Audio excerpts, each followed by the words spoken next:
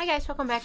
A few weeks ago I uploaded my video about my backpacking gear list for the 2024 backpacking season, and in that video I mentioned that I also have some optional gear that sometimes I bring along on backpacking trips and sometimes I don't, depending on the sort of campsite, the weather, the terrain, stuff like that. And I didn't show that gear in that specific video, but I got some questions from several of my viewers who sent me a message asking if it was possible that I showed that optional gear anyway, so that they could see it and maybe tell a little bit more about my reasons for making it optional. So that's what we are going to cover in this video. So in this video I am going to cover some items for the little man over here, some gear items for myself. I will start with Ravi's gear first.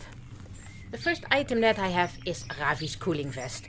Well, I think that's obviously why that's optional. In winter time, in springtime, in fall time, he does not use it. But when it is getting warmer, during the trail, or for example when we are staying at a campsite in the middle of summer where we do know that there's not a lot of shade, I can bring this one. This is the Suitable Dry Vest. It does not get wet, so that's really nice. So when it's happening that Ravi doesn't need it anymore, I can simply pack it into my backpack and it will not wet out my other gear. So that's why I absolutely love this one.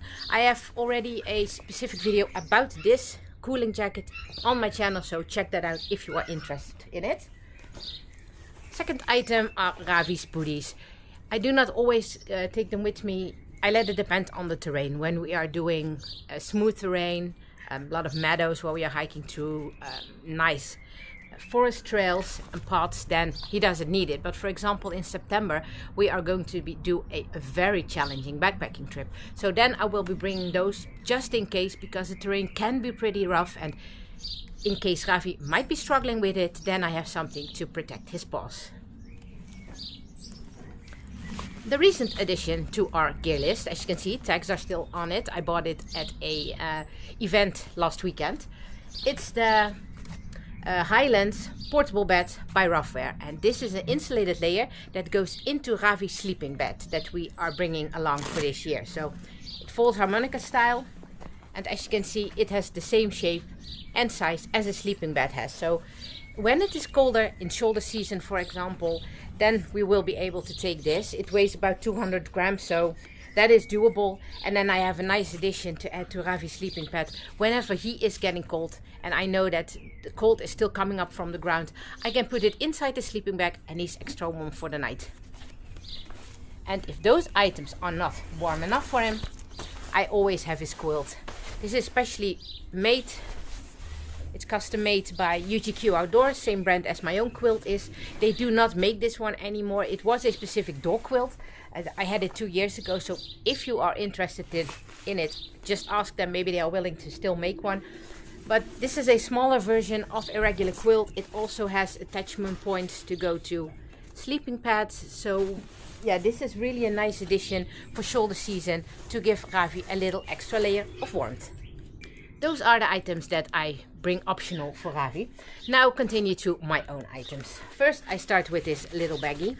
Got it at Tessel, and it's just a little string cord bag, and it weighs practically nothing, but I take it on longer trips, or when I, for example, know that in the evening I would like to visit a town or a restaurant, or I have to do laundry, and when I go to towns or something to eat, then I can put some water in here for Ravi, my valuables that I do not want to leave in the tent, and therefore this is optional. I think it might end up in my pack forever because it is so lightweight, and I simply pack it in the back of it and nobody will notice that it's there.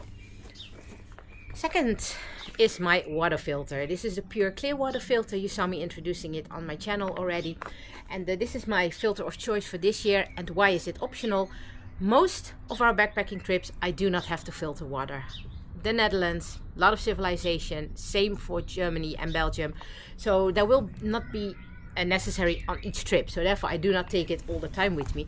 But also on the trip in September and a few bit more, we do have to filter water, and that's going to be a new experience for us. That's something we do not have to do often. So in one way I'm looking forward to that. Little bit of an extra addition to the trail. So therefore my water filter is optional. It's not heavy, but usually I can easily fill up on restaurants. Water taps we have here in nature, where you can get free drinking water. When we stop somewhere at a toilet, I can fill up at the sink over there. So then it will not be necessary, and then it will stay at home. A controversial gear item. A chair. And this is my Helinox Chair Zero in a custom-made bag from Hilltop Packs. For me, it is not per se a luxury item. I broke my tailbone twice and it didn't grow back straight, so I am struggling with sitting on the floor for a long period of time. Making these videos is fine, but when I have to sit on the ground at camp the entire night, well, fun is quickly gone from me, because that's simply going to hurt, and I have to end up in my tent very early, just lay flat on my sleeping pad. So this is not about being this a luxury item or not. For me it isn't, but it is optional, because some campsites where we are going, I know that there's a picnic bench or something available, or they have chairs available for hikers or backpackers, and then I do not take it. It only weighs 500 grams, but if it's not necessary, it's not necessary. But when we are wild camping or staying somewhere in the woods, then this is definitely coming with us.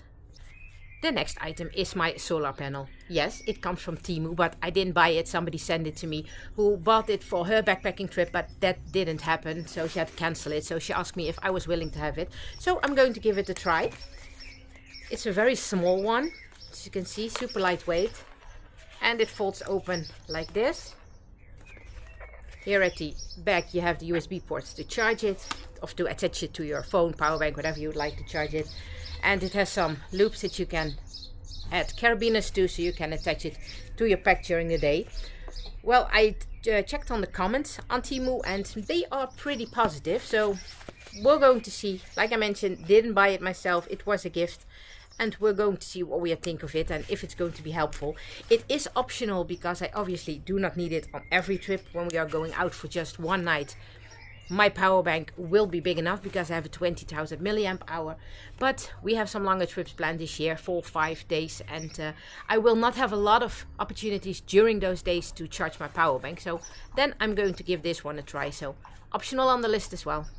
The next item I am bringing in case I know that it's a bit rainy, the ground is going to be wet, and I have to camp on grass. So I would like to protect my knees a little bit when I am getting in and out of the tent, keeping everything a little bit clean.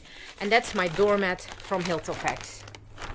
They custom print it. I have one of my favorite photos with Ravi on it, together with the words, "It doesn't matter where you're going, it's who you have beside you."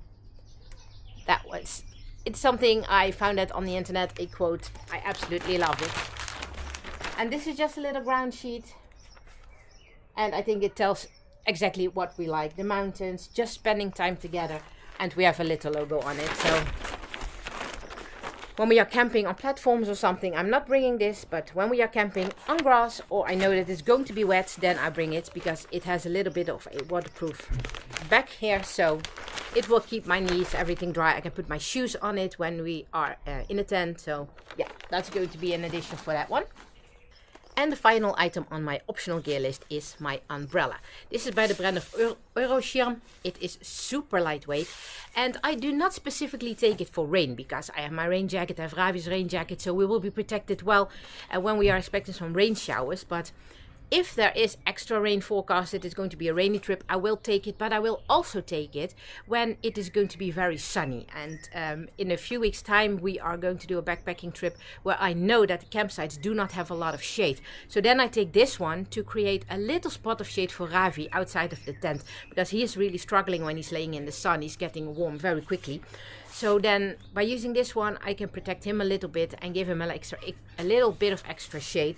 And obviously when hiking as well, I can use it, can clip it to my backpack, and then if Ravi is walking beside me, it covers both of us, and it has SPF protection in there. And yeah, it will definitely lower the temperature underneath of this one. I tried it already a few times because I have this for several years, and it really works. So optional for both rainy trips or very sunny trips, or campsites with not a lot of shade.